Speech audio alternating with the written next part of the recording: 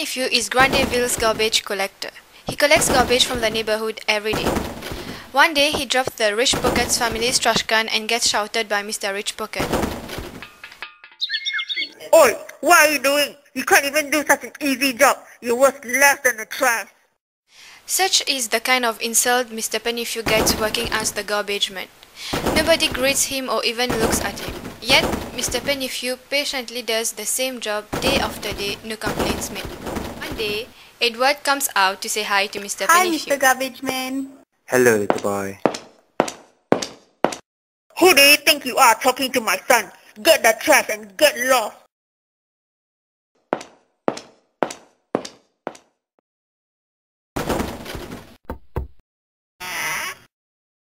Mr. Pennyfew comes back home. I'm home. Mr. Pennyfew cooks for his son Tommy, who barely talks to him ever since he started going to school. Like everyone, Tommy has turned to believe that being a garbage man is a job for worthless people. At school, people have been talking about Tommy and his dad's job. That's the garbage man's son. Why would anybody want to be a garbage man? It's a job for worthless people. And I wouldn't want to be a garbage man's son. What good does a garbage man do? He shouldn't have sent his son to our school. One day, his son's going to be a worthless garbage collector too.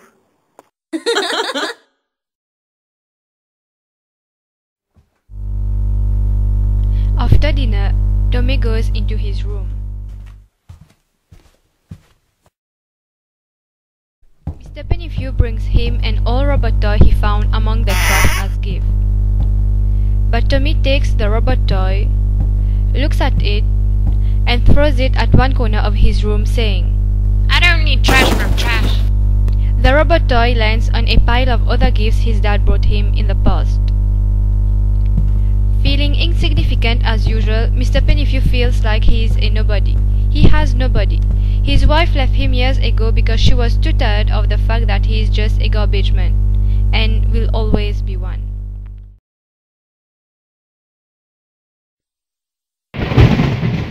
Please don't leave me, honeybee. Don't call me that. Oh, you might believe it's so honorable being a garbage man. Well, I don't think so. In fact, I didn't notice the pitiful look people gave me from being your wife. No more, Pennyfew. No more. I've got a new man in my life now, Mr. Gardener. At least now I can show my face in public when people know I'm with a man who works for the richest man in Grandville and has a future.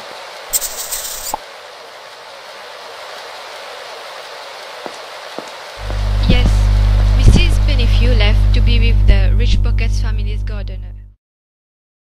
Mr. Pennyfew mumbles to himself. Tomorrow and tomorrow and tomorrow creeps in his petty pace from day to the last syllable of regret time, and all our yesterdays have lighted fools the way to dusty death. Out, out, brief candle. Life's but a walking shadow, a poor player that struts and frets his hour upon the stage, and then is heard no more. Is a tale told by an idiot, full of sound and fury, signifying nothing. It is Tommy's bedtime. Mr. Pennyfew walks in Tommy's bedroom and imagines that he is kissing Tommy goodnight.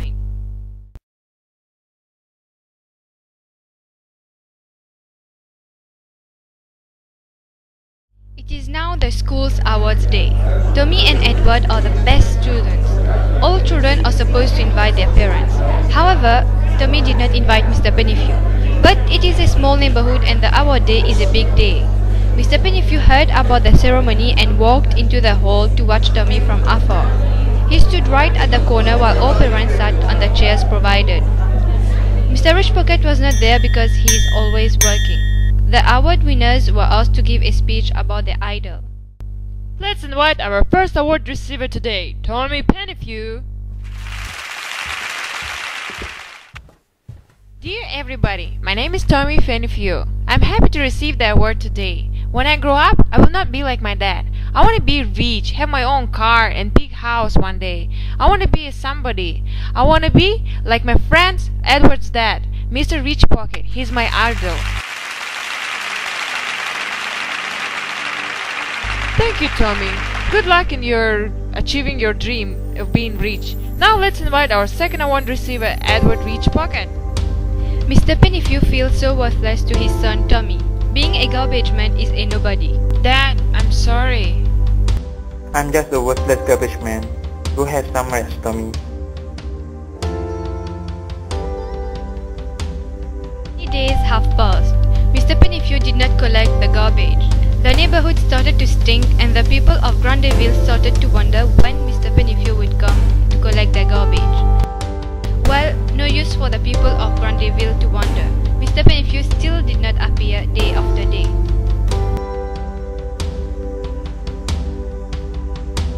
One day, Tommy brought Edward home.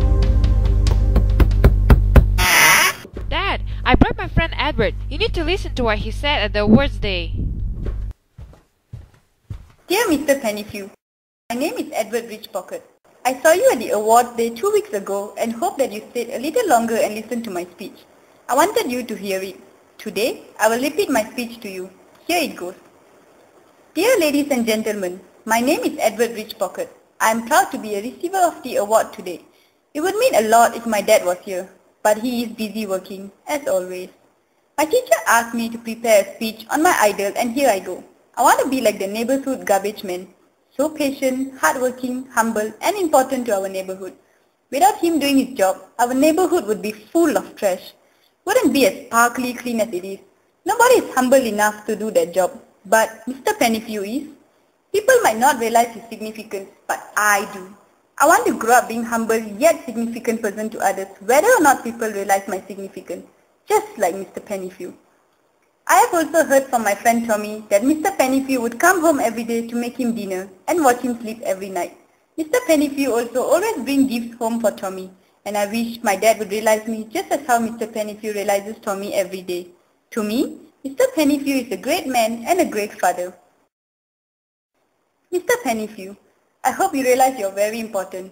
Everybody thinks you're nobody, but I think you're our important neighborhood garbage man, and you are really a good father. That's all I wanted to say, Mr. Pennyfew.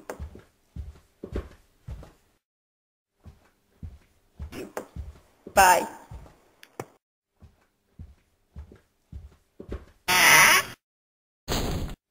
Dad, please come to my room.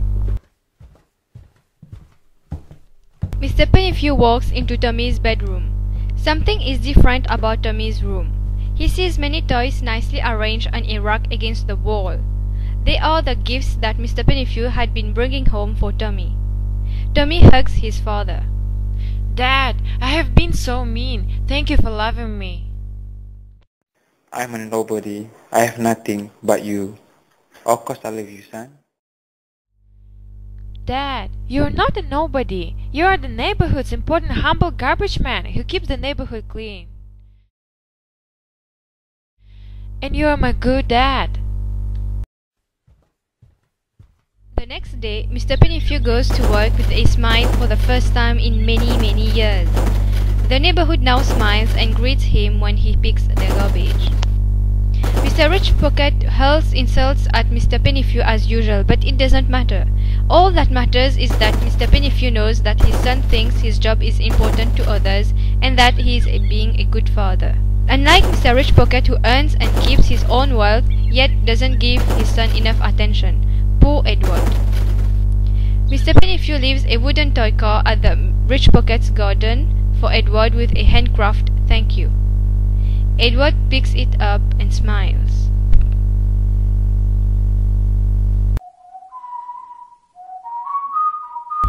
Now Tommy is a happier boy. He is not ashamed of the fact that he is the neighborhood garbage man's son anymore. In fact, he skips around telling people that the important neighborhood My garbage dad is man our is his important dad. garbage man. My dad is our important garbage man.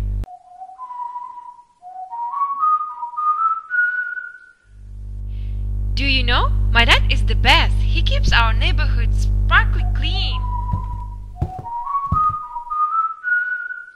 I may have taken the less travel by, but that doesn't make me insignificant.